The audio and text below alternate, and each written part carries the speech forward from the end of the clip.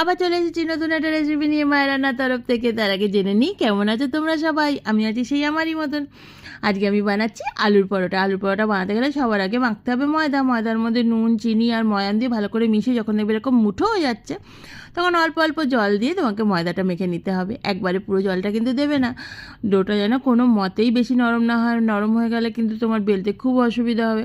জানো, তোমার আটা ময়দা মাখতে না একদম ভালো লাগে না, কিন্তু আলুর পরোটা বানাতে গেলে তো ময়দা মাখতে হবে। তাই জন্য ভালো করে ঠেসে ঠুসে ময়দাটাকে মেখে নিলাম, যাতে বেশি নরম বা বেশি শক্ত কিছুই না হয়। এরপর মাখা হয়ে গেছে, একটু তেল দিয়ে এটাকে রেস্টে রেখে দিচ্ছি। যতক্ষণ এটা রেস্টে রেখে দিচ্ছি, চলো পুরটা তৈরি করে নিই। পুরের জন্য আমি নিয়ে নিয়েছি পেঁয়াজ, আদা, কাঁচা লঙ্কা আর ধনেপাতা। একটু বড় বড় করে কাটছি। তোমরা তার জন্যই আবার ঘাবড়ে যেও না যে এত বড় বড় করে আবার কেউ পুর দেয় নাকি। দাঁড়াও, একটা জিনিস আছে আমার কাছে, তার মধ্যে এটা ঢুকিয়ে দেবো। ঢুকিয়ে দিলেই একদম এই যে সেই মেশিন, এর মধ্যে সব ঢুকিয়ে দিলাম। ঢুকিয়ে দিয়ে মুখটা বন্ধ করে ঘাসাং ঘাসাং ঘাসাং ঘাসাং করে টানবো, আর দেখো কি সুন্দর মিহিভাবে কুচি হয়েছে না। এরপরে নিয়ে নেবো আলু। আলুটা আমি আগে থেকেই সেদ্ধ করে নিয়েছি। তোমাদের একটা টিপস দিই, যদি তোমরা আলুর পরোটা করো তাহলে আলুটা জলে সেদ্ধ না করে মাইক্রোওভেনে সেদ্ধ করবে, তাহলে না আলুটা খুব সুন্দর শুকনো থাকে। যার ফলে পুরটা একটু শুকনো শুকনো হলে তোমাদের বেলতে অনেক বেশি সুবিধা হবে। তাই জন্য তোমরা চেষ্টা করবে মাইক্রোওভেন থাকলে মাইক্রোওভেনেই আলুটা সেদ্ধ করতে। এর মধ্যে আমি গোটা জিরে, কেশরি মেথি, নুন দিয়ে ভালো করে আলুটাকে মেখে নিলাম, যাতে এর মধ্যে কোনো গাঁট না থাকে। গাঁট থাকলেও কিন্তু আলু পরোটা বেলতে খুব অসুবিধা হয়। যে পুরটা ভালো করে মেখে নিয়েছি একদম।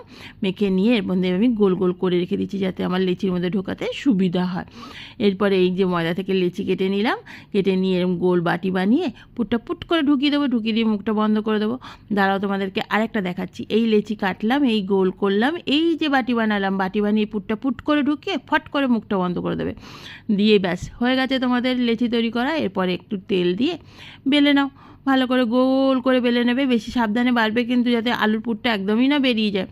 এরপরে এটাকে তাওয়াতে দিয়ে দাও ভাজার জন্য। মিডিয়াম ফ্লেমে ভাজবে। যতক্ষণ ওটা ভাজা হচ্ছে ততক্ষণ চলো আরেকটা পরোটা বেলে নিই। পরোটাটা আগে না রুটির মতন ভালো করে ভেজে নেবে দুদিকটা, তাহলে কিন্তু তোমার পরোটা খেতে বেশি ভালো লাগবে। আর অল্প অল্প তেল দিয়ে ভাজবে মিডিয়াম ফ্লেমে, লাল লাল করে। দারুণ খেতে লাগে। কার কার খেতে ভালো লাগে আলুর পরোটা? আমার তো খেতে খুব ভালো লাগে আলুর পরোটা। ডিনারে বলো, জলখাবারে বলো, একদম দারুণ দারুণ। আর সবথেকে প্লাস পয়েন্ট কী বলো তো, এর সাথে কিছু লাগে না, তরকারি ফরকারি করতে লাগে না, খালি একটু টক দই, রায়তা কিংবা আচার, ব্যাস, আর কিচ্ছু লাগে না। ওই পরোটাটাও আমি ভালো করে উল্টে পাল্টে ভালো করে তাওয়াতে ভেজে নিচ্ছি মিডিয়াম ফ্লেমে লাল করে। অল্প অল্প তেল দিয়ে ভাজবে, বেশি তেল দিয়ে ভাজলে কিন্তু আলুর পরোটা খেতে একদম ভালো লাগে না। কেন বলো তো? এরপরে ভাজা হয়ে গেলে আমি এর মধ্যে দেবো হচ্ছে গিয়ে বাটার। বাটার দিলে কিন্তু আলুর পরোটার টেস্টটা অনেক বেশি বেড়ে যায়। ব্যাস রেডি। আমি তো শুধু টক দই দিয়েই খাচ্ছি। যা খেতে হয়েছিল না, আমার ভীষণ ভালো লেগেছিল। আর তোমাদের আমার ভিডিওটা কেমন লাগলো? যদি ভালো লাগে অতি অবশ্যই লাইক, কমেন্ট আর শেয়ার করে দিও প্লিজ। আর এইভাবেই মায়ের রান্নাকে সাপোর্ট করো, মায়ের রান্নার পাশে থেকো।